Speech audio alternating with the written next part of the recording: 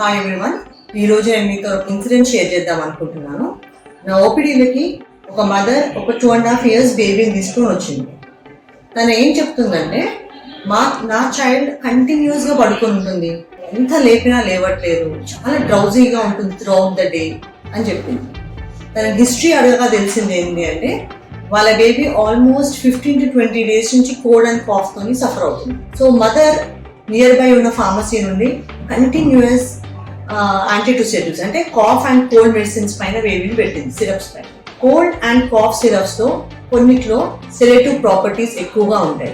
దానివల్ల ఆ సెడేషన్ వల్ల బేబీ డ్రౌజీగా ఉంటుందన్నమాట.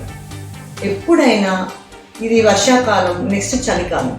సో చిన్న బేబీస్లో, ఎస్పెషల్లీ 1 year లోపల కిడ్స్, 2 years లోపల బేబీస్లో మీకు లాంగ్ టైం జలుబు ఉన్నట్టు అనిపిస్తూ ఉంటుంది, ఎప్పుడు నోస్ బ్లాక్ అవుతూ ఉంటుంది. బట్ ఒకటి మీరు గమనిస్తే, డే అండ్ ఆఫ్టర్నూన్ కంటే ఈవినింగ్ అయినా కొద్దిగా కొంచెం వాతావరణంలో చేంజెస్ చల్లబడడంతో ముక్కులో బ్లాక్ అనేది ఎక్కువ ఉంటుంది. పిల్లల్లో జలుబు దగ్గు వైరల్ ఇన్ఫెక్షన్స్ ద్వారా వస్తాయి. అవి self limiting. Most of the times medicines use చేయాల్సిన అవసరం లేదు. అందుకని ఒకవేళ బేబీకి కాఫ్ ఇంటెన్సిటీ ఎక్కువగా ఉన్నా, ఫీవర్ ఏమైనా అసోసియేటెడ్ ఉన్నా, బ్రీదింగ్ లో ఏమైనా డిస్కంఫర్ట్ నోటీస్ అయితే మాత్రం పీడియాట్రిషియన్ ని విజిట్ చేయండి. వాళ్ళు ప్రిస్క్రైబ్ చేసిన మెడిసిన్స్ ని యూజ్ చేయండి. Thank you.